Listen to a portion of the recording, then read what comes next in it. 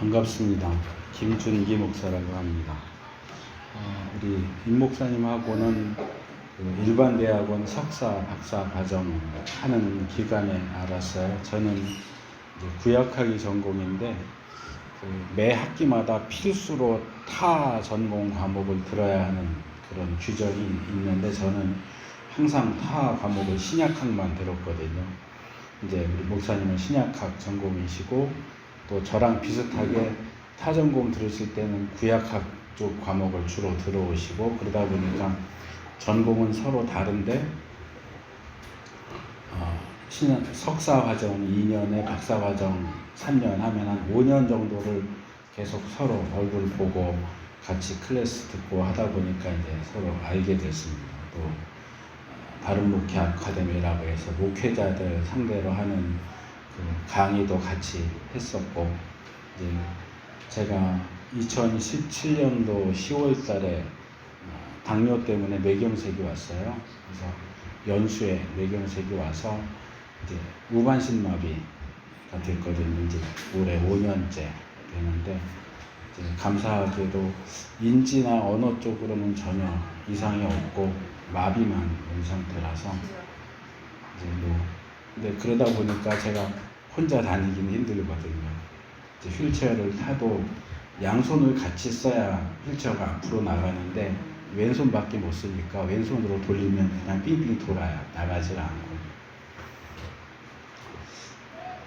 그러다 보니까 이제 외출은 혼자서는 전혀 불가능한 상태라서 이제 주로 그냥 제 방에만, 코로나 오기 이전부터 방에만 주로 지냈는데 우리 목사님께서 또 기억하시고 불러주셔서 이렇게 말씀 나눌 수 있게 돼서 참 감사하게 생각을 합니다. 처음에 이제 통화를 하다가 이제 한번 와서 말씀을 전해달라 그러셔서 혹시 교회와 성도분들에게 필요한 말씀이 있으면 제가 거기에 맞춰서 준비를 하겠다 그랬는데 뭐 특별한 건 없고 그냥 전하고 싶은 거 전하라고 그러시더라고요. 그래서 저는 석사 논문을 레위기 10장을 썼거든요. 레위기를 써서 마치 그때 그 시기에 저희 교회에서 레위기 10장에 제가 제일 관심 가지고 있는 게 제사장 사역이에요. 제사장이 레위기 10장 10절에 있는 것처럼 거룩한 것과 속된 것, 부정한 것과 정한 것을 분별해야 된다. 이게 이제 제사장의 가장 중요한 사역이라고 생각을 하고 그게 제가 논문으로 쓴 주제였는데 마침 이제 그 주제를 가지고 설교를 했는데 저희 성도들도 좋았다고들 하시고 그래서 그럼 그 내용을 조금 더 보완해서 설교를 준비해야 되겠다. 또 제가 임 목사님 성향도 알고 그러니까 또 특강처럼 준비해달라고 했는데 제가 설교를 길게 하거든요. 평소에도. 그래서 저희 교회에서 하는 만큼 이제 준비를 해오기는 했는데 어쨌든 평소에 훈련이 잘 되셨을 거라고 믿고 저도 이제 그 정도 수준에 맞춰서 이제 생각을 하고 준비를 해왔는데 설교를 준비하다 보니까 원래 제가 생각했던 거는 이제 그 제사장 사역을 얘기하기 위해서 구원에 대해서 먼저 이야기를 하고 구원 그리고 구원 가운데 특별히 성화가 중요하다, 거룩이 중요하다. 그리고 이제 이 거룩을 위해서는 제사장의 분별 사역이 중요하다. 이렇게 이제 크게 세 가지 내용을 구원, 성화, 제사장, 거룩, 분별 이렇게 이제 말씀을 전해야 되겠다라고 생각을 하고 제사장 사역을 이야기하려면 조금 이 도표 같은 게 필요하거든요. 그래서 그게 좀 필요해서 목사님한테 연락을 해서 프로젝트가 있느냐 그랬더니 있다고 그러시더라고요. 그래서 잘 됐다고. 근데 이제 제가 설교를 말씀을 준비하다 보니까 서론적으로 구원 그리고 성화 부분까지만 했는데 분량이 너무 많아진 거예요. 많아져서 여기에다가 제사장 사역까지 얘기하려면은 시간이 너무 많이 초과될 것 같아서 제가 눈물을 머금고 잘랐습니다. 자르고 원래는 서론적으로 다뤄야 하는 구원과 성화에 대한 부분까지만 오늘 이렇게 전하고 이제 미끼를 던지는 거죠. 이제 더 듣고 싶으면 또 불러라. 그래서 원래 이제 제일 중요한 본론 부분이 지금 오늘 강의에는 빠졌어요. 그래서 구원과 성화에 대한 내용이 오늘 제가 전하려고 하는 중심적인 메시지입니다. 근데 일단 여러분들이 기본적으로 알고 계시는 부분들도 있으실 거고 이제 조금 더 새로운 측면에서 이 주제를 다루고 소개하려고 하는데 좀 잘 들으시면 우리가 하나님 나라 백성으로서 신앙생활을 하는데 도움이 많이 될 수 있을 거라고 생각을 합니다. 그래서 잘 조금 어려울 수도 있는데 좀 잘 들으시면 좋을 것 같습니다. 먼저 구원에 대한 얘기를 좀 먼저 말씀을 드리자면 우리가 그리스도인으로서 존재한다 또는 교회가 교회로서 존재한다라고 할 때 가장 기초적인 그러니까 집을 짓는다 그러면은 이제 땅 파고 기초부터 쌓아야 되는데 가장 기초가 되는 내용은 구원입니다.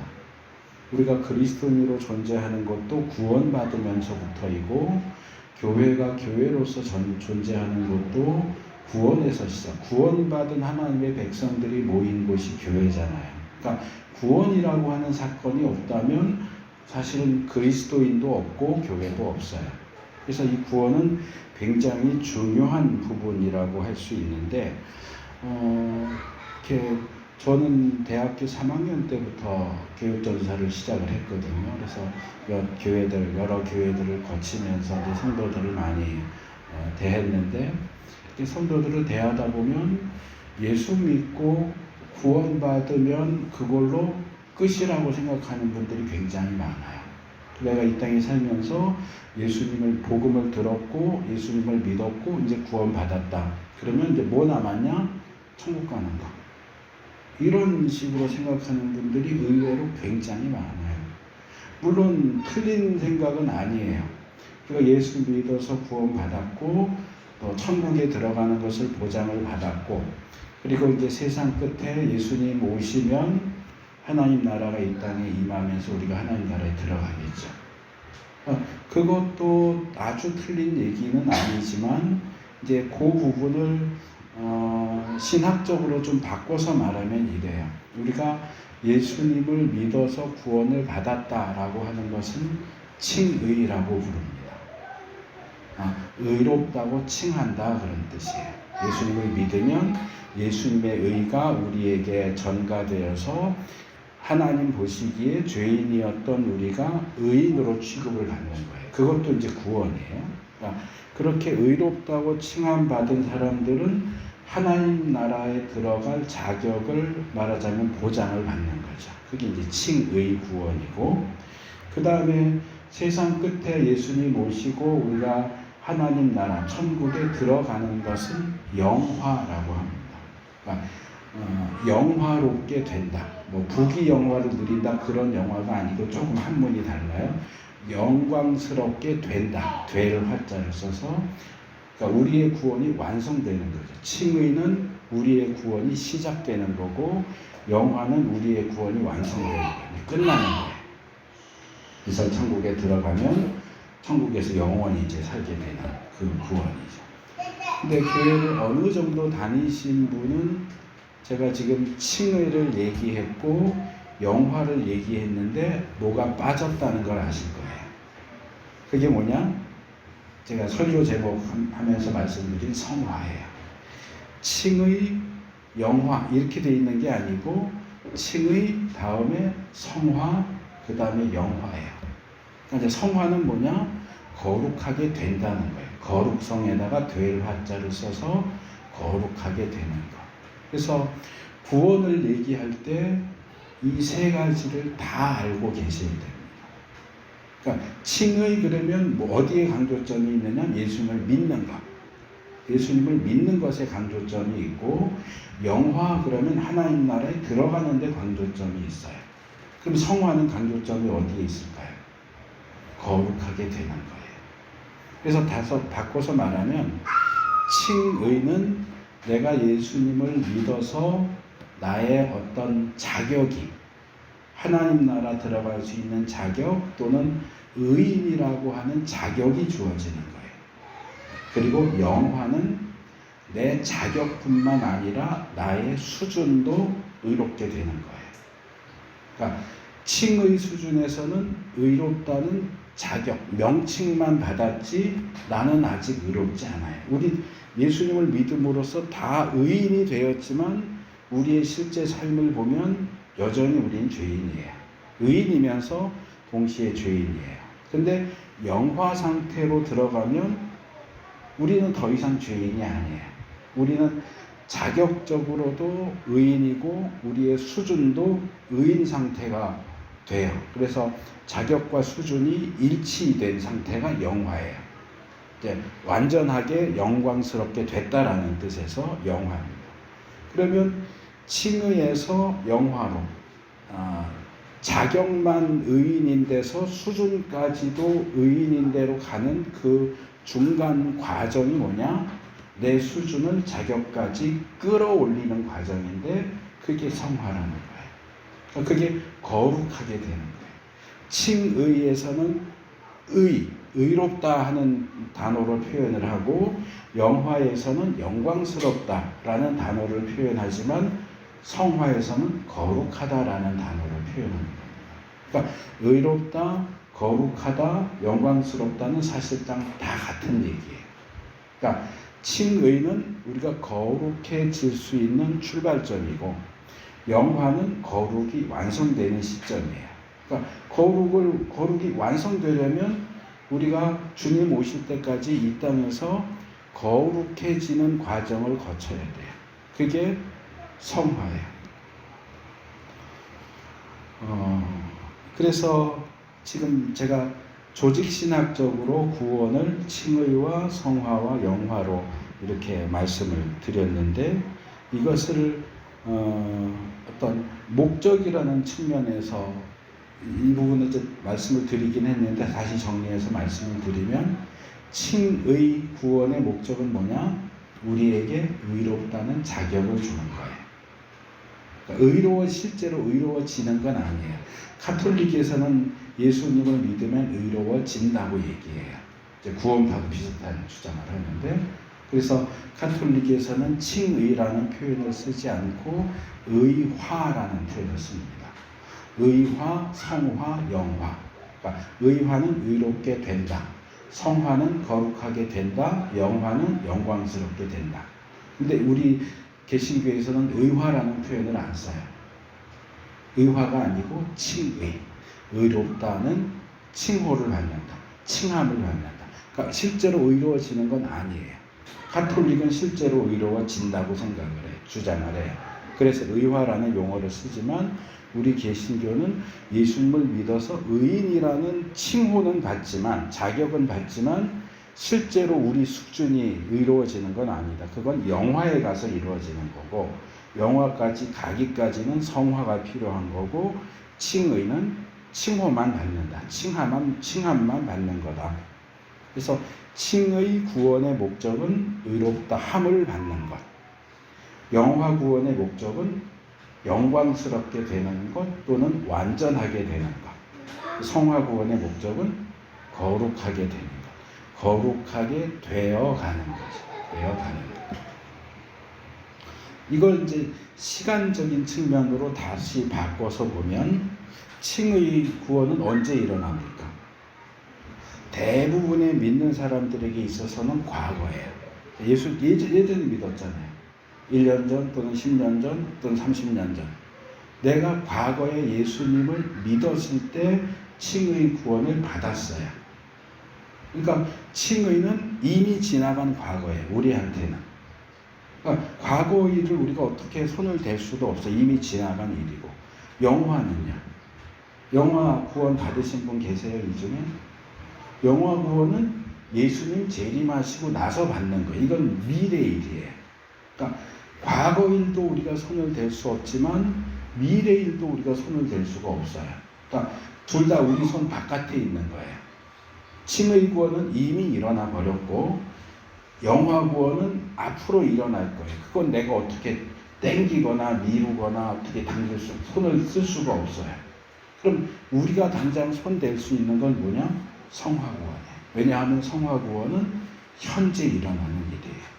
예수님을 믿은 이후로 칭의 구원을 받은 이후로 영화 구원에 도달할 때까지 우리가 이 땅에서 사는 동안 이루어야 하는 구원이 성화 구원입니다. 그러니까 우리가 당장 관심을 갖고 손을 댈 수 있는 유일한 구원은 성화 구원이다. 구원을 전체적인 과정으로 놓고 보면 칭의, 성화, 영화라는 과정을 거치지만 실제로 우리가 뭔가 손을 대고 관심을 갖고 힘쓰고 애쓰고 해야 하는 대상은 칭의 구원도 아니고 영화 구원도 아니고 성화 구원이다 하는 얘기입니다. 그래서 사실상 이 부분이 이제 제가 예전에 고등학교, 대학교 다닐 때 이런 얘기를 굉장히 많이 했어요. 또 그 당시에 또 뭐 내비게이터 선교회라든가 또는 구원파라든가 이런 이제 세력들이 나오면서 구원 받으셨습니까? 지금 당장 죽어도 천국 갈 자신이 있으십니까? 이런 질문들을 많이 했단 말이에요. 그리고 이제 부흥사 목사님들 오시면 저는 굉장히 나쁘다고 생각을 하는데 마치 성도들을 놀리듯이 구원 받았느냐 물어봐요. 여러분 구원 받았습니까? 구원 받은 사람 손 들어보세요. 그러면 대부분 머뭇머뭇하죠. 왜냐하면 예수님은 믿었지만 과연 내가 오늘 당장 죽어도 천국에 들어갈 수 있다라는 자신감이 있는 분들은 별로 없어요. 왜냐하면 내가 내 삶을 아니까, 내가 나를 아니까 내가 구원받기에는 너무 많이 부족하다는 걸 알아요. 그러니까 이걸 뭐 칭의, 성화, 영화 이런 용어를 써서 설명할 수 있는 건 아니지만 그냥 개념적으로 예수님을 믿긴 믿었는데 내 삶을 보니까 아직 죄인이야. 내 죄인인데 내가 지금 당장 죽으면 천국 들어갈 수 있을까? 그건 잘 모르겠는데요. 그러면 어떤 때는 왜 예수 믿었는데 천국 가는 걸 확신을 못하냐고 야단을 치고, 또는 반대로 난 예수님 믿었으니까 내 삶은 지금 좀 엉망이지만 어쨌든 예수님 믿었으니까 천국 갈 겁니다. 그러면은 거룩하지도 않은 사람이 무슨 천국 간다고 그러냐고 야단치고. 그럼 이제 성도들 입장에서는 헷갈리는 거예요.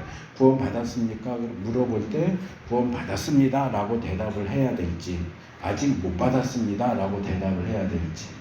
근데 이게 사실은 뭐라 그럴까, 좀 죄송한 표현이지만 좀 못된 장난질 같은 거예요. 우리가 구원 받았습니까? 라는 질문을 받을 때 구원 받았습니다 라고 대답할 수 있는 건 칭의 구원이에요. 이미 일어났잖아요. 내가 예수 믿었으니까 예수님을 믿은 동시에 구원 받은 거예요. 다만 이제 신학적으로 용어를 붙여서 말하자면 칭의 구원을 받은 거예요. 근데 영화 구원은 아직 못 받았어요. 그러니까 칭의 구원에 대해서는 받았습니다 라고 대답할 수 있지만 영화 구원에 대해서는 아직 못 받았습니다 라고 말할 수밖에 없거든요. 근데 칭의 구원 쪽에서 받았습니다 그러면 영화 구원을 끌고 와서 아직 받지도 안 해놓고 왜 받았다고 그래 이렇게 야단치고, 영화 구원을 염두에 두고 아직 못 받았습니다 그러면 칭의 구원을 갖다가 끌어다가 예수 믿었는데 왜 못 받는다고 그래 이러고 야단치고, 이거는 잘못된 거예요. 그렇게 하면 안 되는 거거든요. 이거를 가르쳐야죠. 우리의 구원에 과거적인 측면도 있고 미래적인 측면도 있다. 이미 받은 구원도 있지만 아직 못 받은 구원도 있다. 그리고 지금 받아가야 하는 성화 구원도 있다. 이걸 가르쳐주고 각각의 칭의 구원, 성화 구원, 영화 구원에 대한 나름대로의 확신을 심어줘야 되는데 이걸 다 뒤섞어 버리고 두리뭉실하게 얘기해놓고 하나로 딱 던져가지고 구원 받았습니까? 천국 갑니까? 물어보고 대답이 이쪽으로 나오면 저쪽 것까지 가지고 야단치고 저쪽 걸로 대답하면 이쪽 걸로 야단치고 이거는 놀려먹기밖에 안 돼요. 그래서 이런 부분들이 교회 안에서 제대로 가르쳐지지 않기 때문에 이제 구원에 대한 어떤 혼란, 카오스 상태가 이루어지고 우리가 스스로 구원을 확신하지 못하는 부분 또는 지나치게 확신하는, 그러니까 삶은 완전히 엉망이고 개판인데 난 예수 믿었으니까 무조건 구원받아, 이런 사람도 있거든요. 정말 믿지 않는 사람보다 더 못한 삶을 살면서도 단순히 자기가 예수 믿었다는 점 때문에 나는 영화구원, 칭의 구원 받은 건 인정할 수 있을지 모르겠지만 영화구원까지도 자신 있게 받을 수 있다는 거예요. 그거는 상당히 문제가 될 수 있는 주장이라는 거죠. 그리고 사실상 좀 전에 말씀드린 것처럼 우리가 지금 여기서 신앙생활을 하면서 가장 관심을 가져야 하는 건 성화구원이다. 거룩하게 되는 그 훈련이 우리의 이 땅에서의 신앙생활에 있어서 굉장히 중요하게 행해져야 하는 부분이다.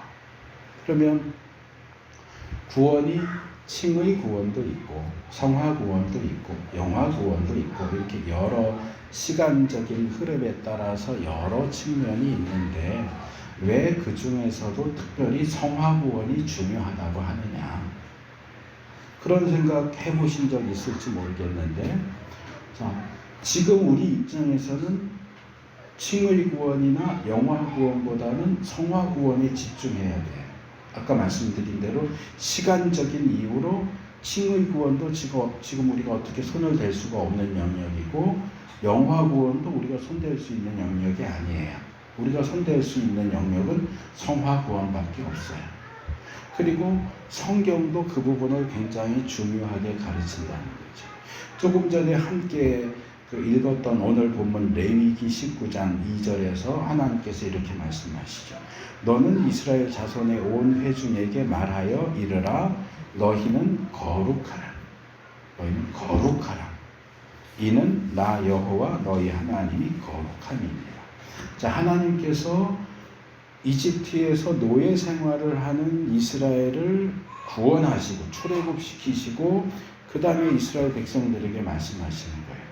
내가 너희를 구원한 하나님이 너희에게 요구한다. 너희는 거룩해야 한다. 왜? 너희를 거룩한 내가 거룩하니까. 너희를 창조한 내가, 너희를 구원한 내가 거룩한 존재이고 너희가 창조와 구원을 통해서 나의 자녀가 됐다면 자녀는 당연히 부모를, 아버지를 닮아야 되고 아버지가 거룩한 분이라면 자녀도 당연히 거룩해야 한다. 이건 뭐냐면 구원의 목적이에요. 구원의 목적이 뭐냐?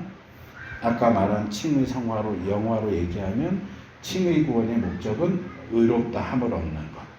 영화 구원의 목적은 완전해지는 것, 영광스러워지는 것.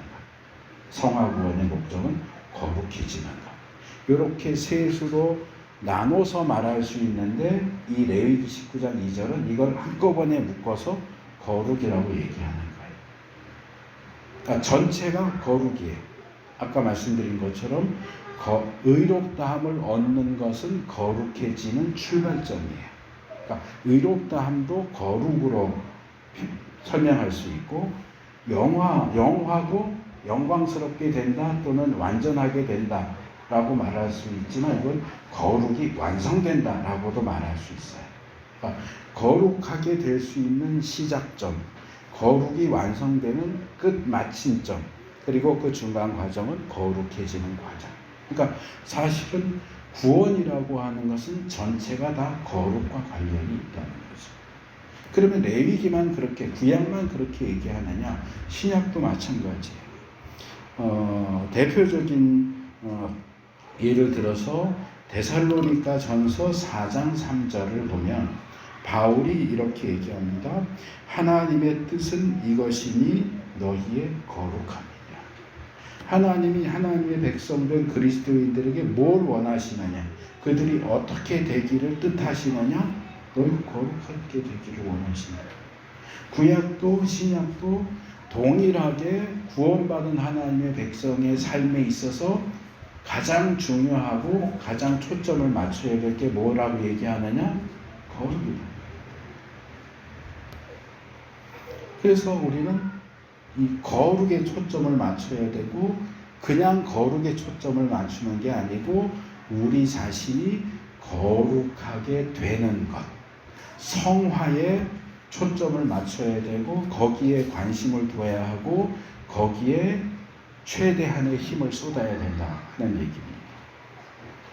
그래서 일단 여기까지는 제가 좀 신학적인 측면에서 칭의, 성화, 영화를 가지고 구원과 성화의 관계를 말씀을 드린 거고, 이제 구약으로 돌아와서 그럼 이런 칭의, 성화, 영화의 관계, 그리고 그 가운데서 특별히 성화가 강조되고 있고 중요하다라고 하는 사실을 구약 앞부분에 나오는 책들, 모세오경, 그리고 여호수아, 사사기, 그러니까 7권의 책이죠.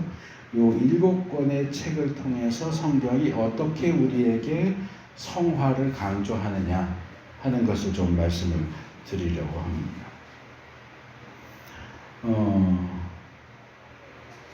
일단 모세오경을 보면 하나님이 구원받은 하나님의 백성들의 거룩에 대해서 지대한 관심을 가지고 계시다 하는 사실을 굉장히 잘 보여주고 있습니다. 우리가 가지고 있는 성경은 그냥 성경책 한 권이지만 그 안으로 들어가서 보면 66권으로 되어 있습니다. 그래서 39, 27 해갖고 구약 39권, 신약 27권. 그래서 66권의 성경으로 되어 있는데, 우리 목사님은 신약을 전공하셨고 저는 구약을 전공했는데, 제가 구약을 전공했기 때문에가 아니고 신약을 잘 아시려면 구약을 잘 아셔야 돼요. 왜요? 구약이 신약의 배경이거든요. 그러니까 기초를 모르면 그거보다 더 위에 있는 단계를 이해하기가 어려워요. 기초 1층, 2층을 안 쌓고 어떻게 10층부터 건물을 질 수 있습니까? 이게 10층, 20층 쌓으려면 기초부터 든든하게 쌓아야 돼요. 그러니까 구약을 모르면 신약을 이해하는데 상당히 어려움이 있어요. 물론 신약에 대한 단독적인 연구도 물론 필요하죠. 당연히 필요하지만 성경 전체로 놓고 볼 때는 신약을 잘 이해하려면 구약을 잘 이해해야 되고요. 구약을 잘 이해하려면 특별히 모세오경을 잘 이해해야 됩니다. 왜 그러냐 하면, 자, 우리 개신교는 구약 성경 그러면 몇 부분으로 나눕니까? 구약 성경을 어떻게 나눕니까? 제 질문이 조금 멍청한 질문이었나요? 제가 당뇨 때문에 뇌경색이 오기도 했는데 당뇨를 오래 알았거든요. 오랫동안 알았고, 그러다 보니까 뇌경색도 당뇨 때문에 왔고, 또 몸이 여기저기 좀 많이 고장이 났어요.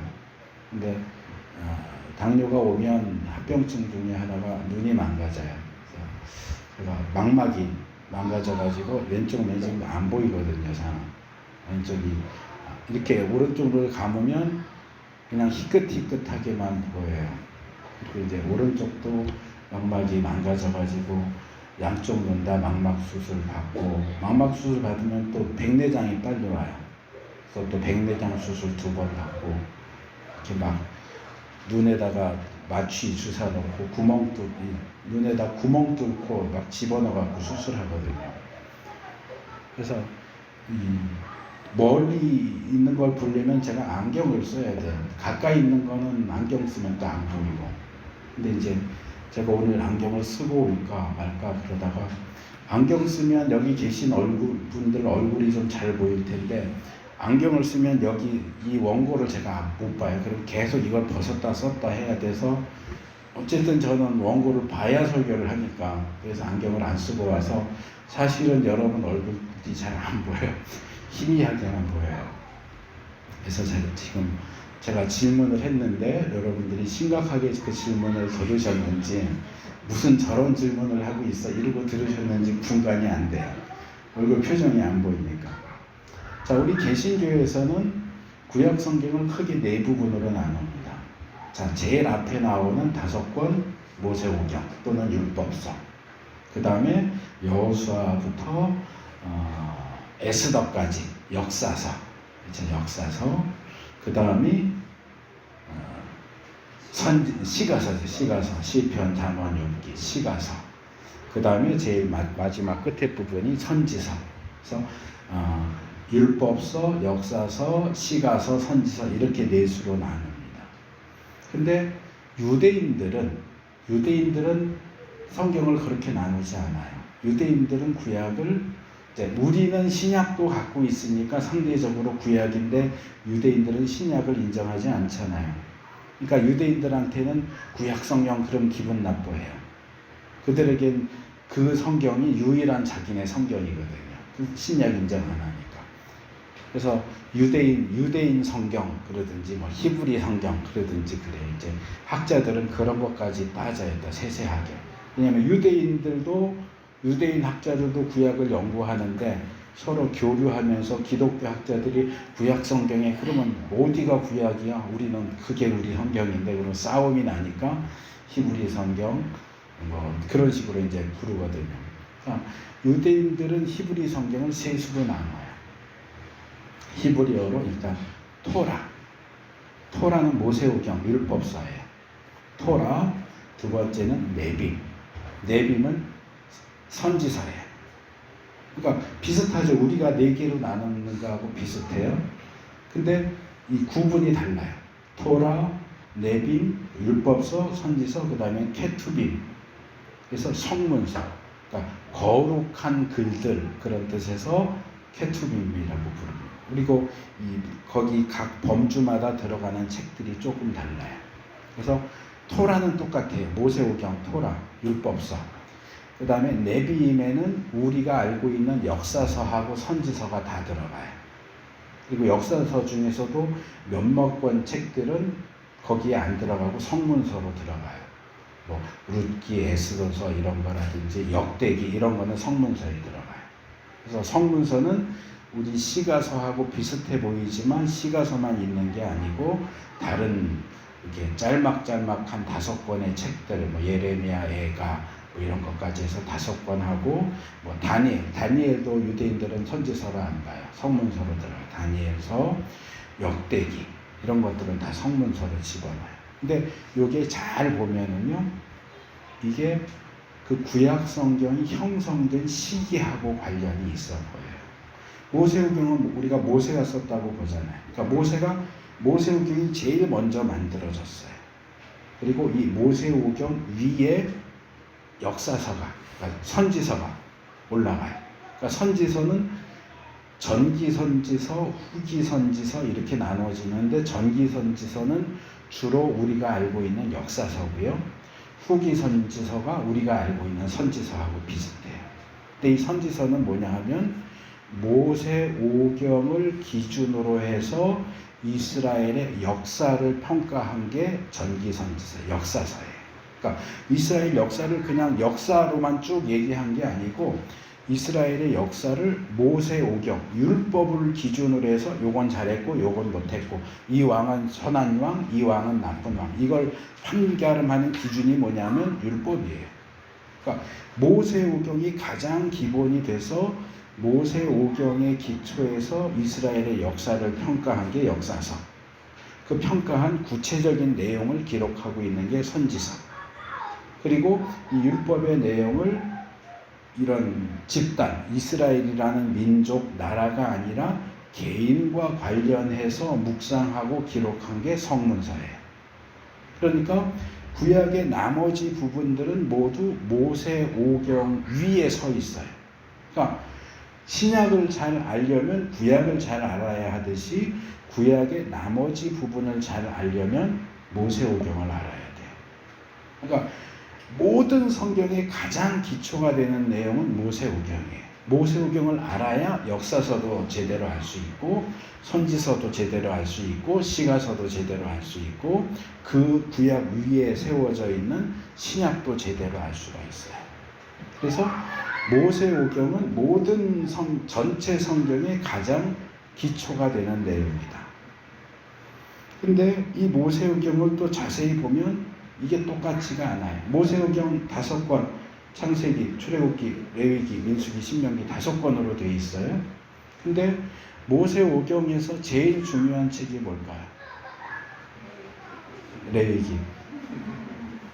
강사를 잘 알고 대답을 해주시네요. 자, 모세오경을 누가 썼다고요? 모세가 썼어요. 그럼 모세가 어느 시점, 어느 사건 속에서 모세오경을 기록했을까요? 출애굽이에요. 그렇죠? 우리가 모세오경 그러면 모세가 쓴 5권의 책 그리고 창세기, 출애굽기, 레위기 이렇게 하니까 우리는 모세오경 그럴 때 가장 먼저 떠올리는 책이 창세기예요. 그리고 솔직히 모세오경 중에 제일 재미있고, 그렇죠? 제일 접근하기도 쉽고. 근데 사실 창세기는 모세의 주된 관심사가 아니에요. 모세의 주된 관심사는 출애굽이에요. 그래서 사실은 모세오경은 출애굽 사건에서부터 기록이 시작돼요. 근데 그럼 출애굽기부터 그럼 있어야 되는데 왜 출애굽기 앞에 창세기가 있어? 자, 출애굽기 딱 시작하면 무슨 얘기부터 나와요? 이스라엘 백성이 애굽 땅에 있어요. 근데 애굽 땅에 뭐 하고 있어요? 노예살이를 하고 있어요. 그래서 모세가 등장해서 야 너희들 애굽에서 나오는 게 필요해. 출애굽이 필요해. 우리 가나안 땅으로 다시 돌아가야 돼. 얘기한단 말이에요. 그러면 왜 이스라엘이 지금 남의 나라 와서 노예 생활을 하고 있고 해방이 필요하고 구원이 필요하고 가나안 땅으로 가야 되는 걸까? 그걸 설명하려니까 거슬러 올라가야 되는 거예요. 창세기로. 그래서 사실 창세기는 거꾸로 읽어야 돼요. 1장부터 읽으면 안 되고 50장부터 읽어야 돼요. 애굽 땅에 있는 이스라엘. 그럼 왜 얘들이 지금 애굽 땅에 있느냐? 요셉 때문이다. 요셉 거슬러 올라가서 야곱, 이삭, 아브라함. 그리고 아브라함 얘기를 하려니까 창조부터 바벨탑 이야기까지가 앞에 더 붙는 거예요. 그러니까 영화로 예를 들면 이런 거죠. 영화가 재밌는 영화가 히트를 치면 그 다음에 속편이 나와요. 그렇죠? 네. 그 내용 보다 보면 뭐 예를 들면 스타워즈 그러면은 뭐 거기 주인공이 따로 있지만 뭐 예를 들어서 한솔로인가? 이 사람이 매력적인 인물이야. 그러면 이 사람은 어떤 삶을 살았을까? 이 사람은 어떻게 됐을까? 그러면 이제 속편으로 한솔로 영화가 따로 나오잖아요. 그 이후 얘기도 나오고 어떤 경우는 나중에 나왔는데 그 이야기 이전 얘기가 나와요. 프리퀄 그래가지고 그 이전 얘기가 나중에 나오기도 하죠. 그러니까 말하자면 출애굽기가 본편이고 창세기는 출애굽기의 프리퀄이에요. 이전 이야기예요. 그러니까 회상편이에요. 다르게 말하면 얘는 본편이 아니고 부록이에요. 왜 출애굽기 이야기가 필요한지를 설명해주는 배경이란 말이에요. 그러니까 이 책이 시간 순서상으로는 제일 앞에 나오지만 사실은 출애굽기보다 더 중요하진 않아요. 출애굽기의 배경을 설명하는 책이니까. 그리고 모세오경의 마지막 책인 신명기도 이거는 이제 사실상 설교집이에요. 출애굽부터 광야 생활까지를 요약하면서 과거와 현재와 미래를 얘기해주는 모세의 설교예요. 그러니까 이거는 말하자면 요약판이에요. 새로운 이야기가 있는 게 아니고 출애굽했는데 어떤 일이 있었다. 그게 무슨 뜻이냐. 광야 생활하면서 이런 사건이 있었는데 이걸 우리가 어떻게 봐야 되느냐. 이런 얘기. 그 다음에 우리가 지금 광야하면서 모압 평지까지 왔는데 우리가 여기서 어떻게 해야 되느냐. 앞으로 가나안 땅에 들어가야 되는데 가나안 땅에 들어가면 어떻게 살아야 되느냐. 이걸 얘기해 주는 게 신명기. 그러니까 말하자면 신명기는 모세오경의 요약판이에요. 그러니까 이것도 말하자면 부록이죠. 그럼 5권의 책 중에서 첫 번째 책하고 마지막 권 책은 부록이에요. 본편이 아니에요. 그럼 본편으로 남는 거는 출애굽기, 레위기, 민수기 3권만 본편이 남죠. 그러면 이 본편은 다 똑같이 중요하냐? 그렇지 않아요. 그러니까 답은 정해져 있어요. 레위기예요. 레위기인데 이제 어떻게 레위기까지 가느냐가 중요하죠. 자, 출애굽한 이스라엘이 가나안에 들어갈 때까지 몇 년 걸렸어요? 40년 걸렸어요. 그러면 출애굽기 앞에서 한 12장 정도까지는 출애굽하기 이전 얘기예요. 모세 얘기도 있고 뭐 열재앙 얘기도 있고, 열재앙 끝에 출애굽하자면 13장쯤 가야 이제 출애굽해요. 14장이 홍해 건너는 이야기고, 그리고 홍해 건너고 3개월 정도 걸려서 레위기 19장에 가면 시내산에 도착을 한다고요.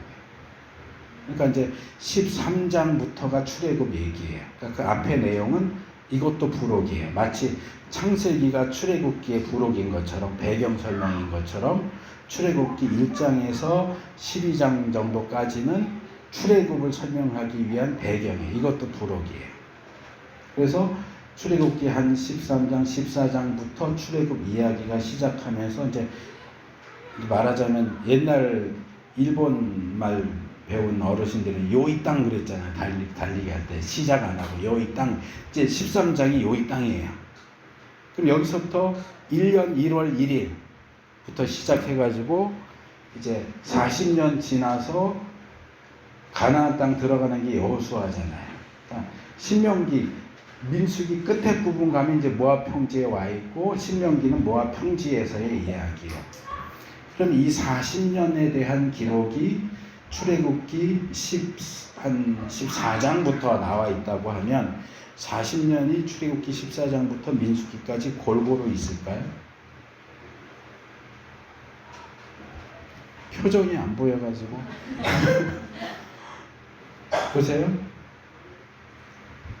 이스라엘 백성이 시내산이 아니고 광야에서 40년을 있었는데요. 그 중에서 시내산에 몇 년 있었어요? 저는 질문을 하고 대답을 기다려요. 저 혼자 질문하고 저 혼자 대답하는 일이 없어요. 저는 질문을 하면 꼭 답을 들어야 돼요. 몇 년 있었어요, 시내산에?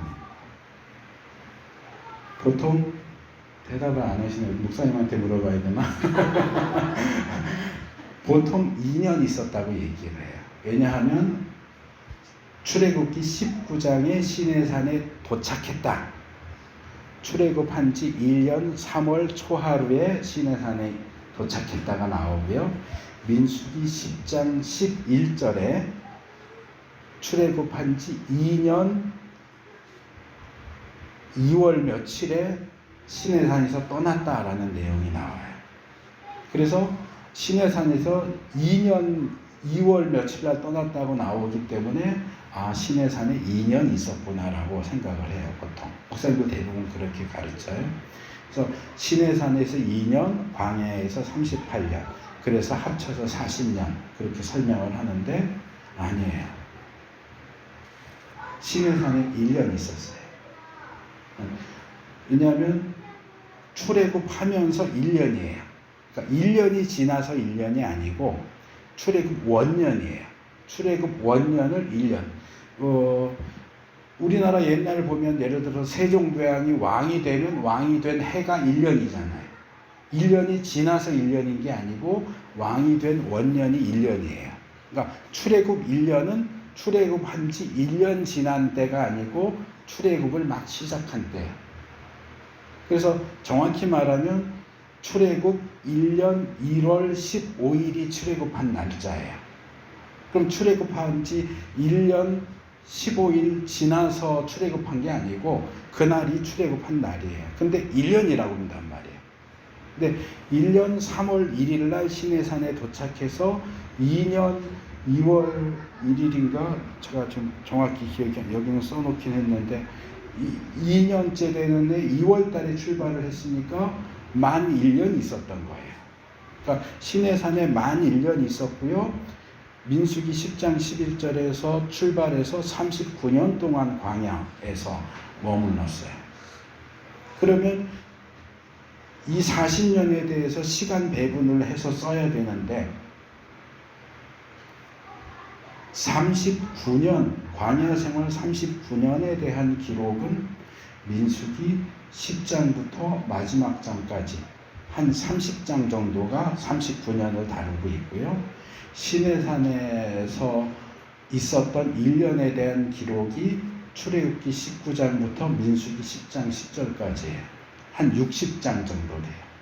개수로 치면 60개 장이 1년을 다루고 있고 30개 장이 39년을 다루고 있어요.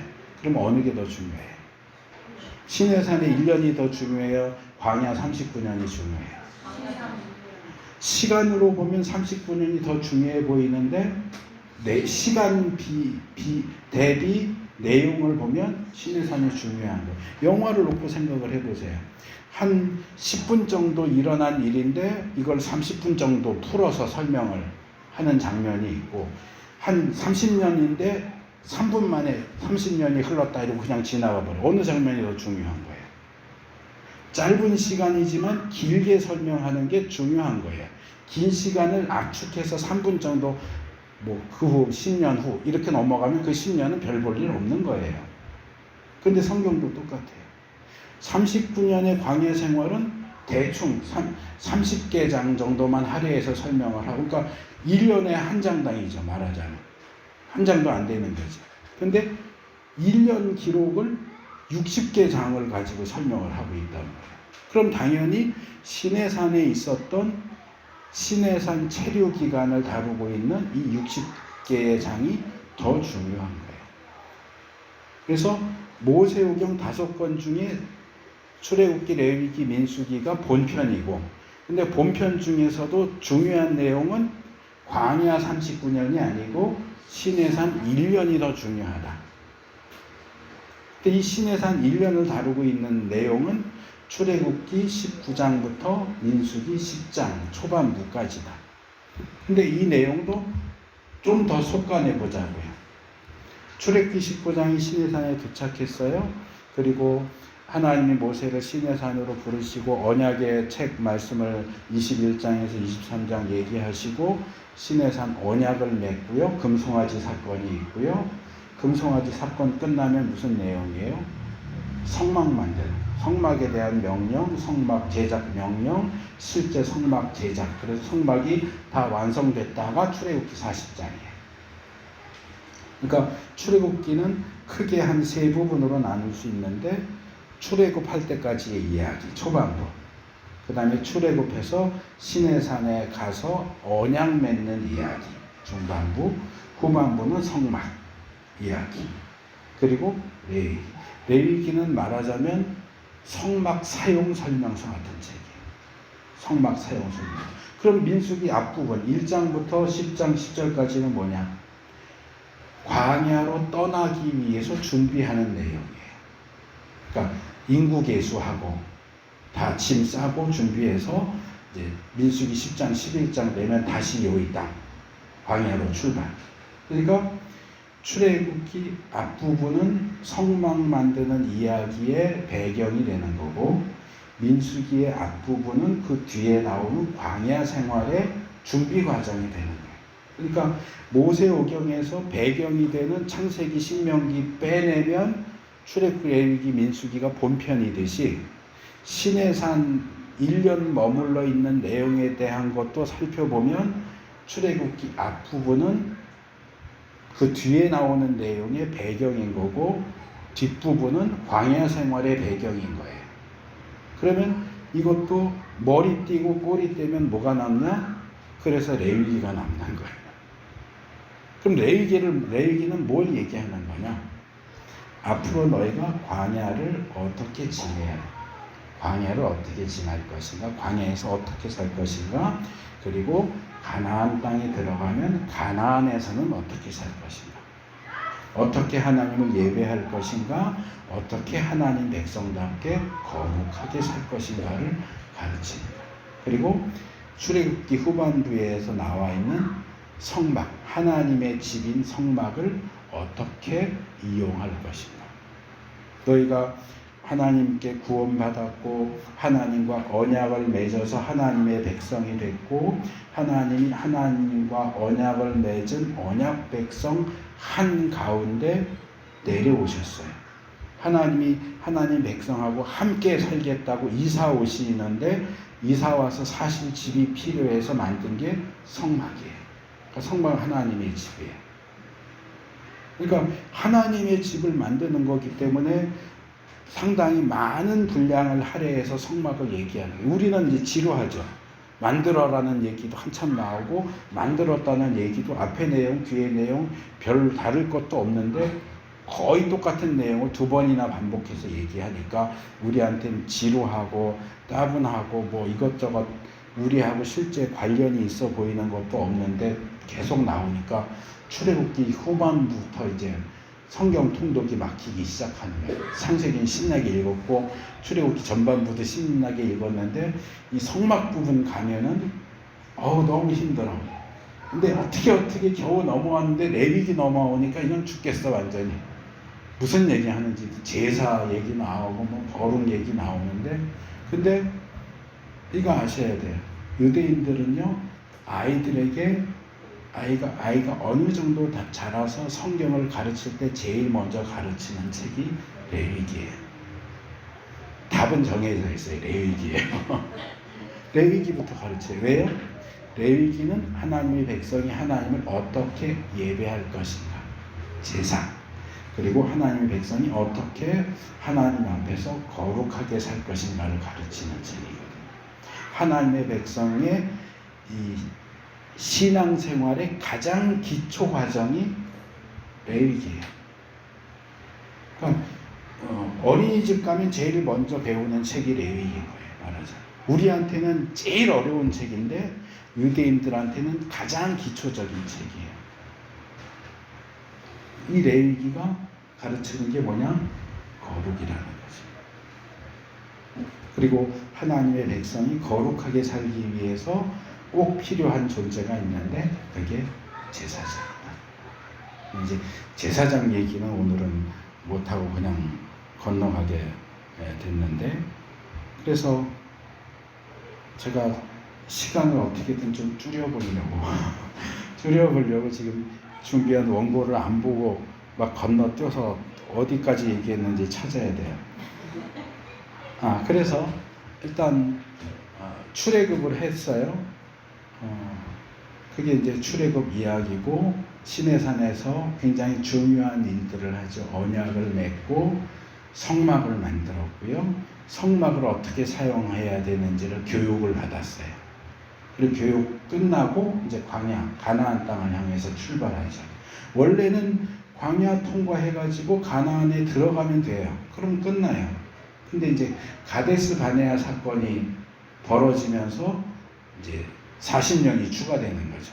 40년이 지나서야 가나안 땅에 들어가게 되는데, 자, 가나안 땅은 출애굽의 목적지예요. 우리는 출애굽 그러면 출애굽만 떠올려요.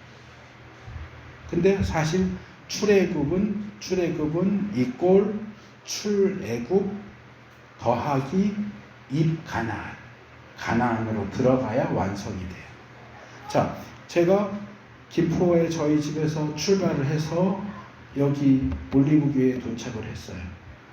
근데 제가 올리브교회에 오려고 저희 집을 했는데 입 올리브교회를 안 했어요. 그러면 제가 집에서 나온 목적이 완성된 건가요? 아니에요. 저희 집에서 나왔으면 여기에 도착을 해야 돼요. 출애굽의 목적은 출애굽이 목적이 아니에요. 가나안에 들어가는 게 목적이에요. 근데 우리는 출애굽 그러면 일단 출발했으니까 땡. 아니요. 그걸로 땡이 아니고 가나안에 들어가야 피니시 라인을 통과한 거예요. 근데 이 가나안을 자세히 보시면은요, 광야에서 보는 가나안하고 가나안에 들어가서 보는 가나안이 또 달라요. 이제 여기까지는 모세오경을 얘기했다면 이제는 여호수아 사사기를 얘기하려고 하는 거예요. 자, 우리 기독교 안에서 가나안은 뭐예요? 가나안이 의미하는 영적인 의미는 뭐예요? 우리가 성도분 중에 돌아가시면 장례식장 가서 찬송하잖아요. 요단강 건너가 만나리. 요단강이 뭐예요? 죽으면 다 이스라엘 땅 찾아가야 돼요? 찾아가서 요단강 건너야 돼요? 그 요단강이 아니잖아요. 뭐예요? 죽음이에요. 그 요단강은 죽음이고요. 요단강 건너가서 만나게 될 가나안은 뭐예요? 천국이에요. 그래서 애굽은 말하자면 사탄의 권세 아래에서 살던 때고, 그렇죠? 가나안은 하나님 나라예요. 천국이에요. 그러니까 애굽에서 구원받은, 사탄의 세력에서 구원받은 사람은 구원받은 걸로 끝나는 게 아니고, 이게 칭의예요. 애굽에서 나온 게 칭의예요. 그리고 가나안에 들어가는 건 영화예요. 천국에 하나님 나라 들어가면 구원이 완성돼요. 그래서 광야 생활을 하는 이스라엘 입장에서 가나안은 천국이에요. 근데 모세오경에서 보는 가나안은 천국인데, 여호수아 사사기를 들어가 보세요. 실제로 요단강 건너가서 갔어요. 그랬더니 가나안 원주민들이 어서 오십시오 그러면서 집 내주고 땅 내주고 그럽니까? 여호수아 사사기가 우리에게 가르쳐준 게 뭐예요? 그 땅 뺏으려면 싸워야 돼요. 그럼 우리 천국 가서도 싸워야 되나요? 여호수아서는 가나안 땅을 정복하기 위한 정복 전쟁에 대한 얘기고, 사사기는 정복 전쟁 이후에 각 지파들이 자기에게 분배된 땅을 정말 자기의 것으로 소유하고 정착하기 위해서 투쟁해가는 과정이에요. 근데 천국에 들어가면 우리 투쟁해야 돼요?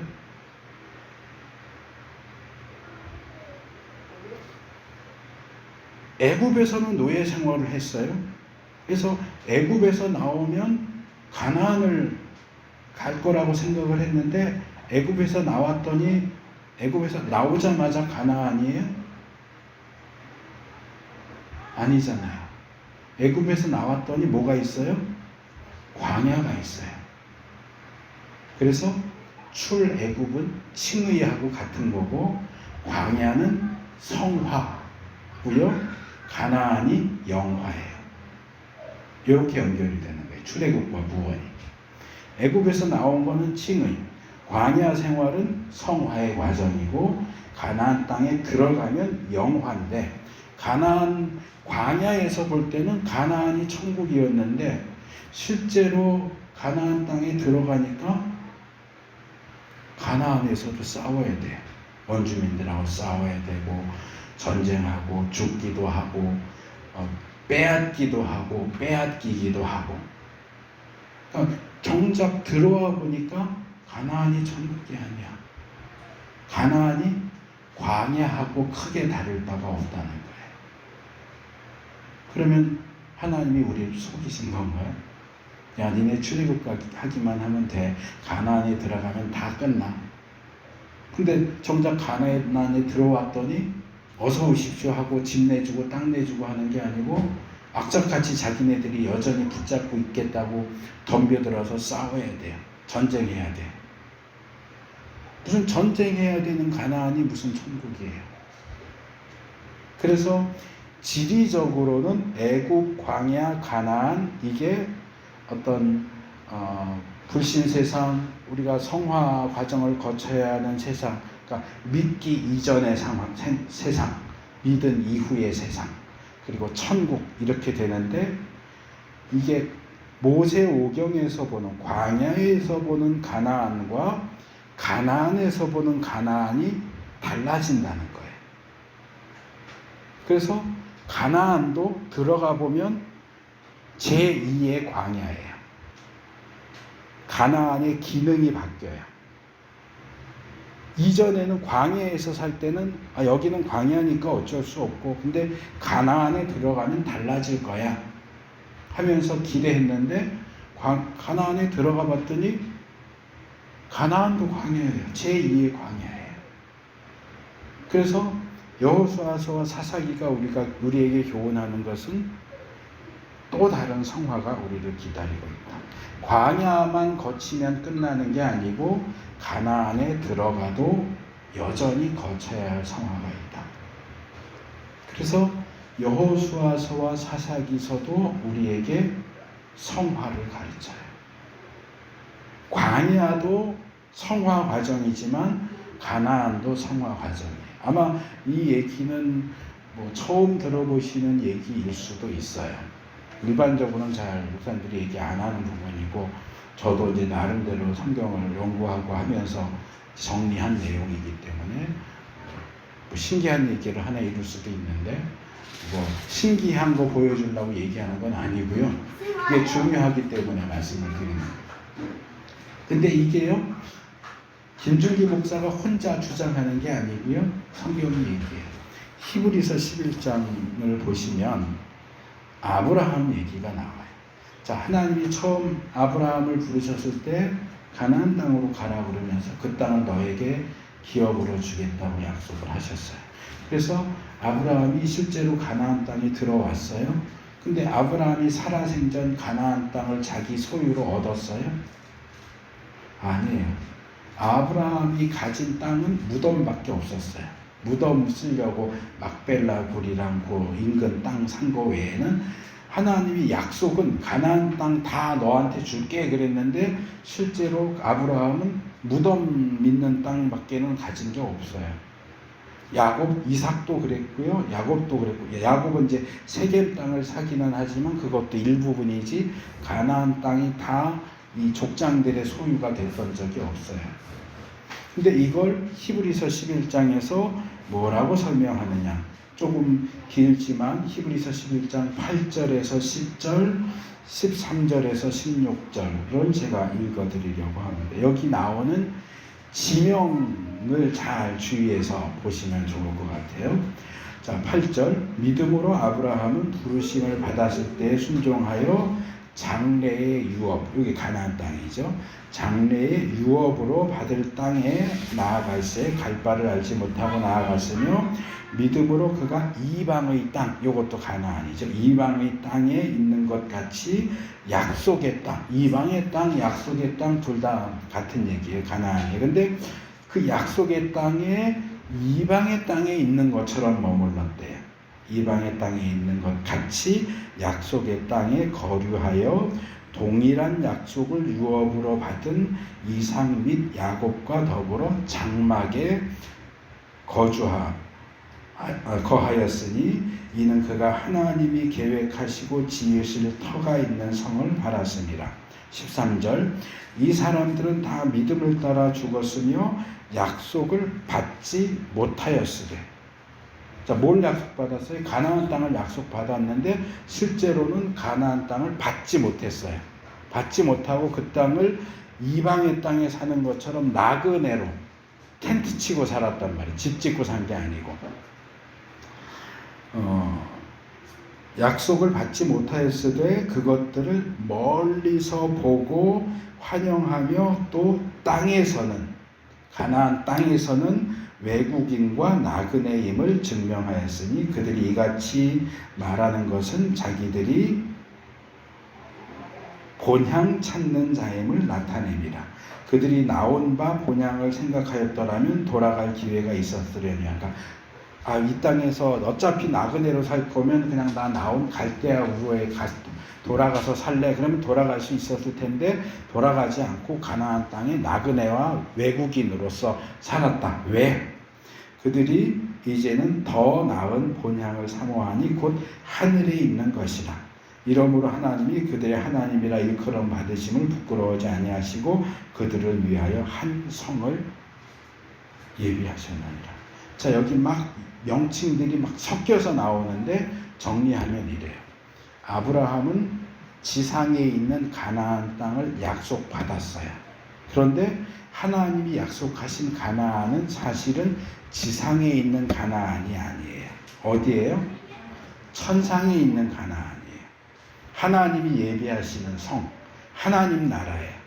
그러니까 하나님은 가나안을 하나님 나라의 샘플로 쓰신 거예요. 그러니까 아브라함도 그걸 알았어요. 실제로 가나안 땅에 갔지만 여기가 약속받은 땅이 아니라 하나님이 나에게 약속하신 가나안은 하늘에 있는 거구나. 거길 가려면 갈대아 우로 돌아갈 것도 아니고 거기 갈 때까지 이 가나안 땅에 나그네와 외국인으로서 텐트 치면서 살다가 천국에 들어가야 되는구나. 그렇게 살았단 말이에요. 아브라함도 이삭도 야곱도. 그러니까 갈대아 우르를 떠날 때에 아브라함에게 가나안은 천국이에요. 약속된 땅이에요. 근데 정작 가나안에 들어왔을 때 가나안은 최종 목적지가 아니에요. 거쳐야 되는 땅이에요. 그리고 최종 목적지는 어디로 갔어요? 하늘로 올라갔어요. 그러니까 히브리서 기자가 아브라함이 그렇게 살았다 라고 얘기를 했고, 아브라함의 모습과 출애굽한 이스라엘의 모습이 여기서 겹쳐지는 거예요. 그러니까 애굽에서 나와서 광야를 거칠 때는 가나안 땅이 약속의 땅이야. 거기가 천국이야. 그랬는데 나중에 가나안 땅에 들어가니까 그 가나안은 지상의 가나안이 중요한 게 아니에요. 그 지상의 가나안은 천상의 가나안을 보여주는 샘플이에요. 그림자예요. 그러니까 여기에 그냥 들어갔다고 편하게 널브러져서 가나안 원주민들이 어서 오십시오, 집 주고 땅 주고 안 해요. 거기서 싸워야 돼. 광야에서 살아남기 위해서 성화의 과정을 거쳤듯이 가나안 땅에 들어가서도 그 땅을 차지하고 소유하고 누리기 위해서는 싸워야 되는 거예요. 그러니까 광야가 성화 1단계라면 가나안은 성화 2단계예요. 그래서 저는 나름대로 이렇게 생각을 해요. 애굽에 있는 우리는 예수님 믿기 전에, 구원받기 전에 우리가 살던 세상이에요. 근데 구원을 받았어. 예수 믿고 구원받았으면 우리는 더 이상 이 땅에서 살지 않나요? 여전히 우리가 살고 있는 집도 똑같고 우리가 다니는 직장도 똑같아요. 그건 광야예요. 그러니까 애국은 구원받기 이전의 세상, 불신 세상이고, 광야는 여전히 불신 세상인데 구원받은 이후에 성화의 과정을 살아야 하는 장소인 광야. 그럼 가나안은 뭐냐? 광야에서 볼 때는 천국이지만 실제로 가나안에 들어가면 거기는 광야 2예요. 광야 2. 거기는 저는 교회라고 생각해요. 광야하고는 분명히 달라요. 그런데 거기도 광야예요. 그렇다고 해서 교회가 천국이냐? 교회는 천국의 모형이에요. 가나안이 천성의 모형인 것처럼 교회도 천국의 모형인데 완벽한 천국은 아니에요. 그림자예요. 실체가 아니에요. 우리가 다 알잖아요. 교회가 완벽해요? 교회 안에 있는 성도들 다 완벽해요? 아니에요. 그렇지 않아요. 우리가 세상에 나가서 지지고 볶고 사는 것처럼 교회 안에서도 지지고 볶고 살아요. 그러니까 세상은 광야 1이고 교회는 광야 2예요. 그래서 모세오경과 여호수아 사사기가 우리에게 보여주는 것은 예수 믿고 나서 천국에 들어가기 전까지, 예수님 재림하시기 전까지 우리의 삶은 이 세상에서나 교회에서나 다 거룩해지는 과정이다. 세상에서도 거룩해지는 과정을 거쳐야 하고 교회에서도 거룩해지는 과정을 거쳐야 된다. 세상도 광야고 교회도 광야다. 출애굽기, 민수기도 광야고 여호수아, 사사기도 광야다. 요단강을 건너냐 안 건너냐의 차이는 있고 약속의 땅이냐 아니냐 하는 차이도 있기는 하지만 어쨌든 가나안도 그림자에 불과하다. 그리고 그 그림자가 우리에게 교훈하는 것은 성화다. 거룩이다. 자, 이제 말씀을 맺겠습니다. 그래서 우리가 교회 안에서도 거룩을 훈련해야 돼요. 보통 그렇게 얘기하거든요. 군대 가면 어디 가도 늘 고문관이 있어요. 근데 군대에만 고문관이 있는 게 아니고요. 직장에 가도 고문관이 있고요. 집에도 있고요. 집에도 있고요. 그리고 교회에도 있어요. 그죠? 그 사람하고 나하고는 안 맞아. 그렇게 생각하는 것도 이렇게 안 맞고, 말하는 것도 마음에 안 들고, 행동하는 것도 안 들고. 그건 뭐냐? 그 사람이 문제죠. 그렇죠? 당연히 그 사람이 문제죠. 그리고 나도 문제인 거예요. 그렇죠? 그 사람도 모난 데가 있는 거고, 나도 모난 데가 있는 거예요. 그러니까 서로 부딪히면서 그렇게 이만한 주머니 안에다가 모난 돌 다 집어넣고 하나님이 흔드시는 거예요.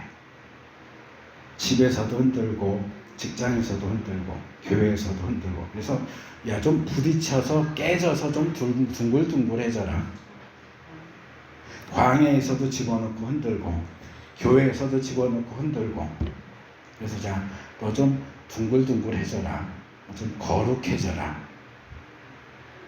그걸 위해서 이 성화의 과정을 우리에게 요구하시는 거고, 하나님이 그만큼 우리의 거룩, 우리의 성화에 관심을 쓰시기 때문에 우리도 그만큼 거기에 관심을 쏟아야 되는 거예요. 어떻게 저거 기를 콱 죽여가지고 한마디도 못하게 만들까? 이게 아니고, 부딪히고 싸우고 속상하고 울고,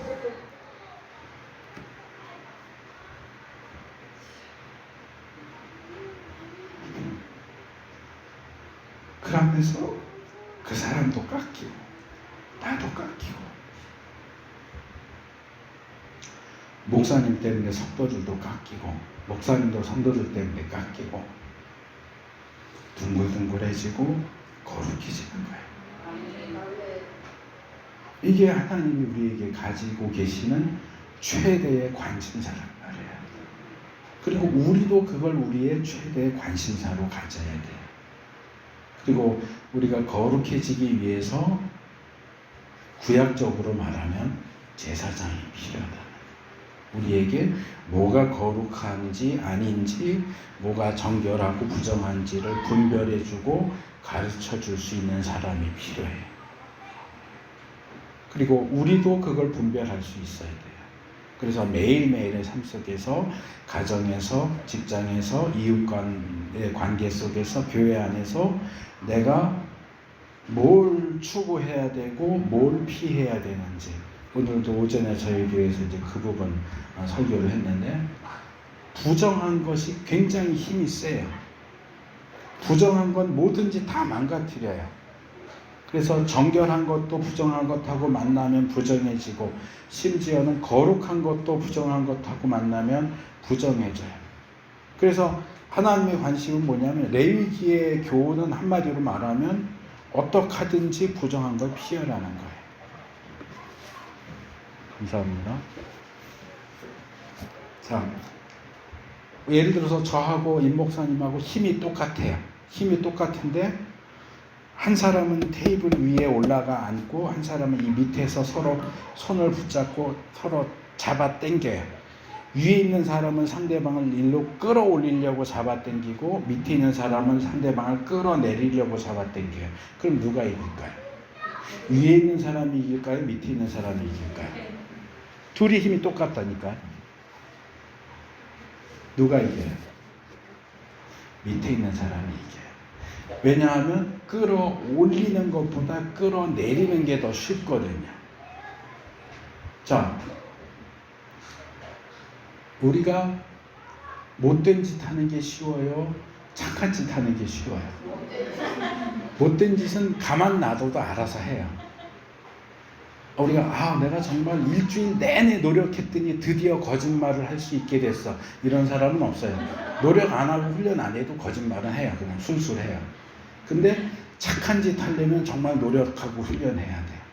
그래서 힘이 똑같아도 끌어올리려면 적어도 3배 정도 힘이 세야 끌어올릴 수 있어요.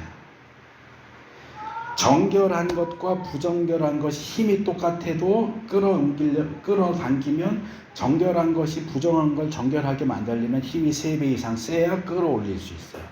심지어는 거룩한 것도 부정결과 싸우면 끌어올릴 수가 없어요. 부정결은 다 이겨요.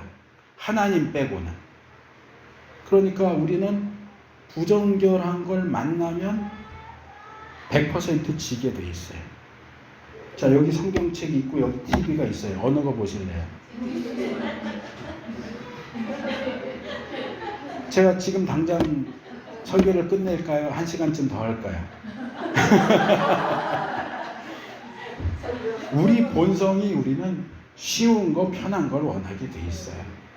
아무리 정결한 거 좋다는 거 알고 거룩한 거 좋다는 거 알아도 부정결한 거 있고 그게 재밌으면 우린 재밌는 걸 선택해. 그래서 오늘도 제가 설교 중에 그랬는데 똥이 무서워서 피하냐 더러워서 피하지. 근데 더러워도 갈 거야. 난 무섭지는 않으니까 갈 거야. 그러면 똥 밟는 거예요. 그 부정결이 똥 밟는 똥이에요. 근데 우리가 그거를 피해야지 이기겠다고 덤비면 100% 진다니까요. 그러니까 레위기에서 가르치는 게 그거예요. 너 가정생활할 때는 이게 부정한 거야. 그러니까 피해가라. 직장생활할 땐 이게 부정한 거야. 요거 피해가. 가까이 가지도 마. 냄새 옮겨. 교회 생활할 때도 요건 부정한 거야. 하지 마. 그래서 뭐가 정결하고 뭐가 부정결한지, 부정결이 제일 힘이 세다고요. 정결한 것보다도 힘이 세고 거룩한 것보다 힘이 세기 때문에 우리는 어쨌든 죽든지 살든지 부정결은 피해야 돼요. 근데 이것도 모르고 저것도 모르고 참 우리나라 속담이. 죄송합니다. 질문 있습니다. 예. 부정하정에서 피하는데 계속 와서 괴롭히다. 그러면 어떻게 해요? 도망가셔야지. 하나님 외에는 방법이 없어요. 하나님은 절대적으로 거룩하신 분이기 때문에 부정결이 와서 찝쩍거리면 걔가 죽어요. 근데 하나님 이외에 뭔가 거룩하다고 하는 물건이 거룩하다 그러면 그 물건에 부정한 것이 와서 건들면 이 거룩한 물건이 부정해져요. 하나님만 모든 걸 이기시고 하나님 빼면 모든 건 부정결이 제일 힘세요. 그러니까 도망쳐야 돼. 요셉이 보디발 안에 피해서 도망친 것처럼 그걸 내가 한번 들이받고 싸워? 그럼 100% 져요. 하나님 외에는 방법이 없어요. 그러니까 하나님이 말하자면 레위기는 도망치는 법을 가르치는 책이에요. 어떻게 부정결로부터 도망칠 것인가. 자, 궁금하시죠? 다음에 불러주세요. 제사장 분별에 대한 거 원래 그걸 하려고 그랬다가 지금 못하고 서론적인 얘기만 하는 건데, 그래서 아까 그 얘기 하려고 했는데 우리 속담이 참 성경적인 게 많아요. 그 뭐예요? 똥인지 된장인지 꼭 찍어 먹어봐야 아냐 그러죠. 이게 똥인지 된장인지 가르쳐주는 책이 레위기예요. 그거를 야, 너 꼭 찍어 먹어봐야 되겠냐? 다 내가 가르쳐줄게. 이건 똥이고 이게 된장이야. 그러면 똥은 피해가세요. 똥 밟으면 나만 망하는 거예요. 그러니까 이거 내가 뭐 이 정도쯤은 아니요, 그런 거 없어요. 물론 우리가 싸워서 이길 수 있는 죄도 있지만 부정결은 전혀 얘기가 달라요. 그래서 여러 죄가 있지만 예를 들어서 요셉 같은 경우 예를 들면 성적인 죄는요, 싸워서 이기려고 하면 안 돼요. 그건 도망가야 돼요. 도망가는 수밖에 없어요. 그리고 부정결의 경우도 도망가야 돼요. 그건 부딪히면 안 돼요. 절대로 안 돼요. 물론 그렇게 했을 경우에 제사를 통해서 회복시키는 사후 처리 방법이 있기는 하지만 사후 처리 방법만 믿고서 똥을 밟기에는 너무 더러워요. 그래서 우리의 매일매일의 삶 속에서, 가정에서, 사회에서, 직장에서, 그리고 교회 안에서도 우리가 거룩을 위해서 힘쓰고 애쓰는 우리 모두가 될 수 있기를 축복합니다. 아멘.